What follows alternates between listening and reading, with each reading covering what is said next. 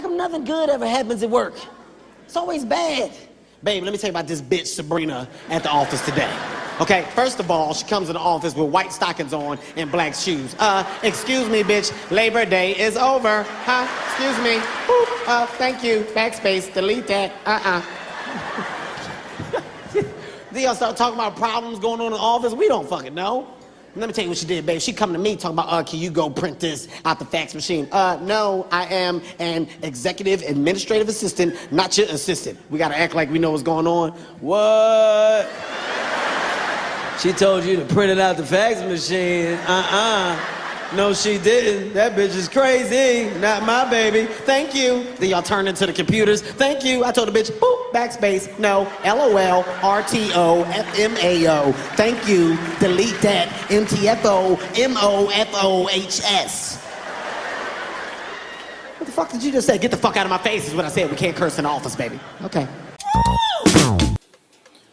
What's going on, everybody, and welcome to another episode of Tunji's podcast. I am your host, Tunji Taylor Lewis. All right, no need to wait. Let's get right into it. So I was listening to a podcast today. I was listening to the Joe Rogan podcast, as I sometimes do. It's a good podcast if you want to check it out, Joe Rogan's podcast. And he was talking with this movie producer named Brian Regan. And they were having a discussion about the use of cell phones, you know, social media, use of cell phones, all that stuff. And this guy, Brian Regan, made an argument that I often hear from people in Generation X, Generation Y? My parents' generation, my parents, my parents' generation and older, the generation that's older than millennials, oftentimes will make the argument that millennials and our use of cell phones and our use of social media is making us less social in everyday life. And the moment I heard that, I obviously said, I disagree with that. I don't think that the use of cell phones and the use of social media are making young people less social. I don't believe that it's causing us to have less social skills amongst real life people. What's up? It's the Rock Boys. Thanks for rocking with me once again on the live. Corday.831. I see you sent a request to me, but I just want to get this podcast out, and then I'll tell you what. Once I finish saying what I need to say, I will accept your request. Anyways, back to the subject at hand. I don't believe that people using cell phones or being on social media makes people less, equipped to be social. I think that it has to do with something else, and we're wrongfully blaming social media. I think it's just more to do with the society that we live in. You know what I'm saying? And what I mean by that is that because, in Canada and the United States, we're capitalist countries, and with that, because of how much prosperity we have, we're kind of at this weird point where, we value more money, or we value success, or we value having that job, or we value having that car, or these clothes, or that image, more than we value connecting with people.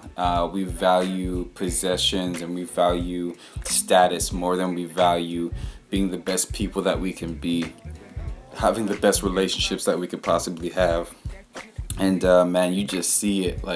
You see, men, working themselves to death at the expense of never seeing their families and never spending times with their spouses. You know what I mean?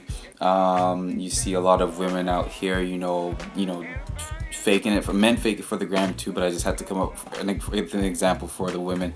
See a lot of women, faking it for the gram, making pretend that they're very, very happy, and living a lavish life that they're not living in real life. You know what I mean? And I don't think that has anything to do with social media per se. I just think that that's it has more to do with social media sort of reflecting the condition that we're in. What do we have here? Man, you have some very great points about how we value status besides the important stuff. It's so true, man. And what really put me on to how sort of messed up our mindset is about life is when I went to Sierra Leone. I'll never forget this. I went to Sierra Leone, which is my family's home country, Sierra Leone, West Africa. We went in 2009. We went in Christmas of 2009, so that was about 10 years ago. Wow, that was a long time. I need to go back. Anyways, we went there, and it's a third world country, so lots of poor people. Definitely, people out there do not have like all the things that we have out here. They're definitely not doing as well. But one thing I definitely notice about them is that they're definitely happier than we are. Like, people in that third world country, Sierra Leone, they're happier than we are when you talk about like the metropolis cities of Canada and the United States. And the reason for that, and like I realized that the only reason that that could be was because, man, even though they don't have like the like the best living conditions, the best conditions when it comes to nutrition or water or any of that stuff, they have each other. You know what I mean? They have people, and so they socialize more. They rely on each other more for survival. And I think that that's a blessing and a curse of being out here in Canada and the United States. Is like, you don't need to rely on a lot of people to be able to survive. You can rely on your job. You can rely on handouts, stuff like that. But you don't need to rely on people as much. And so what you have in a third world country like Sierra Leone is a situation where if I want to like walk up to a random dude up on the street and just start talking and just start having a conversation, if I'm on the bus and I want to like bring up a topic of conversation, you know what I'm saying, and just like bring it up for the group to discuss and to debate, that's not an awkward thing. That's not an awkward thing. That's actually an invited thing in that culture. And I learned about this when I was studying communications in university. It's like that's an example of a communal society, right? It's communal. It's togetherness. It's community. And in Canada and the United States, we live in what's called an individualistic society, right?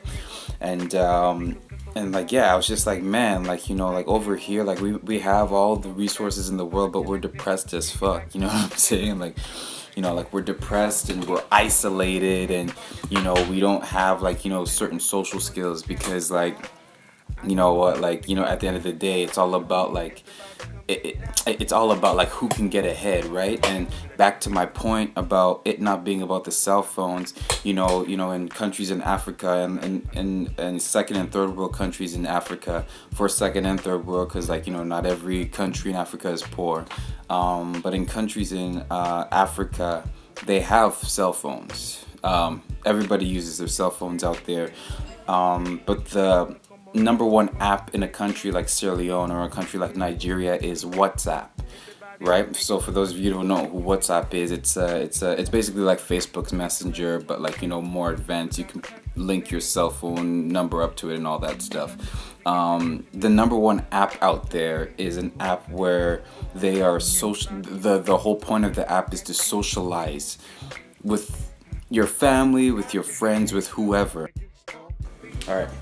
Got the connection back. Lost the connection for a second. Dang, and I was in the middle of making a really good point too. Anyway, we're gonna keep it rolling. We have a comment here. You're right. We have a lot of stuff, but we are more worried about the status to look good in the third world countries. You're right. They can just talk about something random and it won't be awkward. Exactly. To finish that point, so in African and like West African countries, you'll oftentimes see them using apps like WhatsApp. The nature of those apps is to socialize with people. Out here, what's the number one app? Instagram, right? The whole point of Instagram, as much as I love it, and as much as I love the entertainment value of it, as much as I love that I'm being able to connect with a bunch of y'all right now who I would never be connected with unless it was for Instagram. At the end of the day, it's all about raising my personal brand. It's about numbers. It's about, basically being able to show off or showcase like how good my marketing skills are, how good my talent is, so that I can leverage that for opportunities. And like even like here right now, like there's a certain thing about it where, you know, there's a demand on me to entertain y'all, and like in exchange for that, you know, I want laughs. You know what I mean? So like there's this like exchange sort of thing going on Instagram, and it's not. And I try to be as authentic and as pure and as real as possible on these platforms. But at the end of the day, like it's not as pure and it's not as real as if, like, you know, it's just people socializing purely for the sake of the connection, right? So yeah, that's just my whole point of why I don't think, you know, cell phones or being digital is the issue. I think it's just a societal difference that we have, and you know, yeah, that's just what I think. That's just what I feel. Yeah, I guess I'm gonna end it off right there. Thank y'all so much for listening. Thank y'all so much for watching. Thank you so much for replying. Peace out.